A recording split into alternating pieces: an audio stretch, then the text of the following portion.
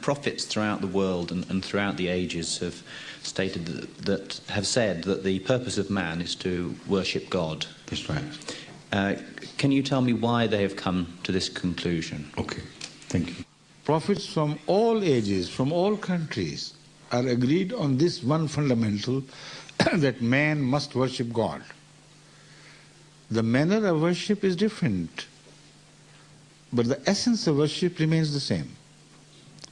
Subjugation to the will of God and to try to gain closeness upon Him through worship. Now, the word worship is not perhaps sufficient to explain the meaning of what we are discussing.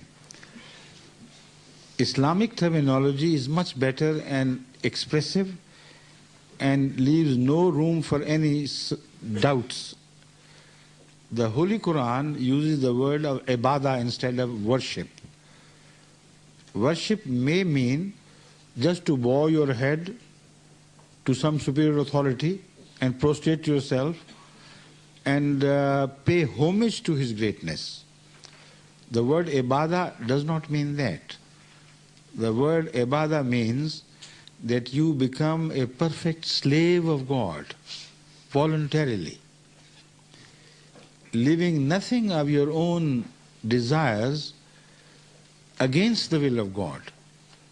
So subjugate yourself and follow Him. So the word ibadah also has the root meaning of following a path slavishly behind a leader. Whatever he does, you do. So the meaning of worship which transpires from this is simply this, that you try to imitate the way of God, the character of God. So you cannot worship unless you know who God is, unless you learn His attributes. And when you learn His attributes and genuinely try to acquire them, then it is you who improve, it is not God who benefits. Because if you follow and imitate a perfect model, who would gain? You can't add to perfection anyway. Even if you reject him, it wouldn't hurt the model who is perfect. Even if you follow it, it will not add to the beauty of that model which is perfect. But it will be you who will begin to improve. And because God's attributes are described by the Holy Quran to be eternal and to be limitless, so the journey becomes an endless journey of constant evolution, but spiritual evolution in this case. So this is ibadah. So that is why when we recite the holy Surah Fatiha in the prayer, in every rakat, in every part of the prayer, we are expected to concentrate on the meaning of the four fundamental attributes of God, which in fact cover all the rest of the attributes. They seem to emanate from them, which are, number one, Rabbul Alameen.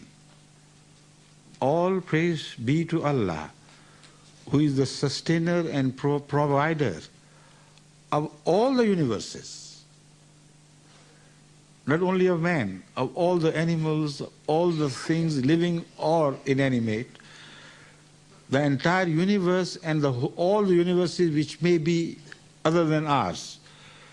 He it is who sustains them and provides them. Number two, Ar-Rahman. He is so gracious, so beneficent, that He gives you without your asking for it, without your begging.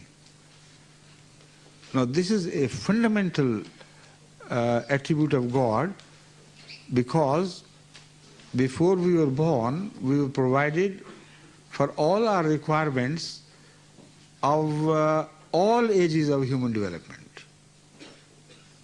As we vacate one area, make an exit from an era, not area, one era, of human progress and enter the next, we find already the provisions being there to meet the requirements of our advanced scientific knowledge and know-how.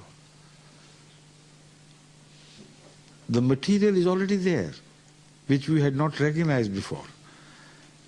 And there is no dearth of material to keep pace with human scientific development and advancement. This is the meaning of Rahman.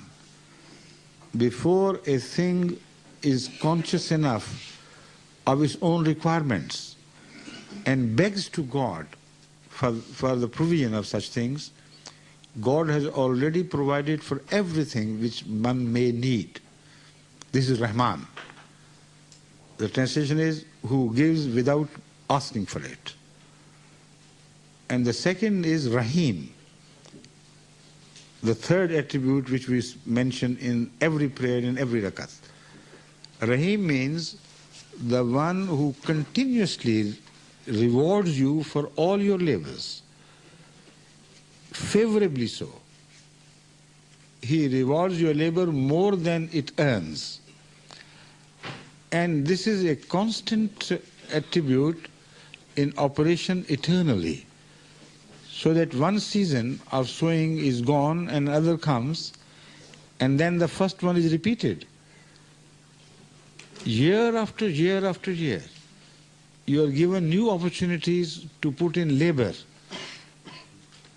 and enjoy the benefits of your labor. This is Rahim. And Rahim means one who is not only beneficent, but who is also constantly so, and rewards you more than you have earned. The fourth is the Malik-e Yawmiddin. God is the master of the day of judgment,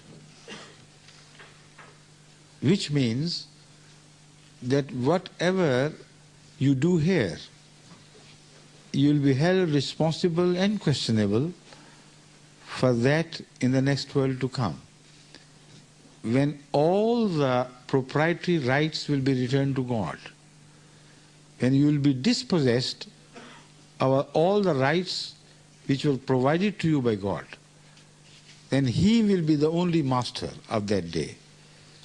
So you be careful of how you behave and conduct yourself in this world.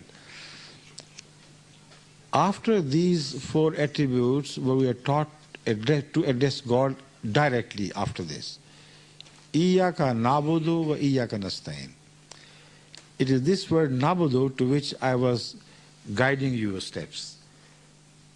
It is ibadat, which means, oh God, if you are that perfect, if you are the creator of the beginning, if you are the provident of all that you have created, all the universes, if you are so beneficent, if you are repeatedly mindful of our requirements, and if you are the final judge, then whom else can we follow?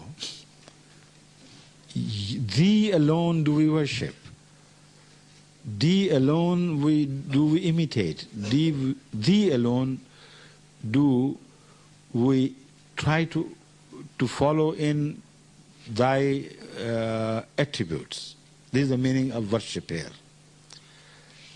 But how can we do that? What power do we have? It is a difficult task. To follow a perfect model is no easy task. When you begin to do it, then you know the difficulties. So the next part of the Surah Fatiha, verse of the Surah Fatiha, perfects this whole exercise by declaring or teaching man to pray, wa iyyaka nasta'in. Thee alone we worship, and thee alone, from thee alone we seek assistance to be able to worship you. Or worship thee if you use the archaic expression. So there's more to it, but I think that should be sufficient for the time being. The concept of worship in the Holy Quran is not just a lip service to or a homage to be paid to God. It is to improve your own quality by imitating his virtues and by entering a path of everlasting evolution.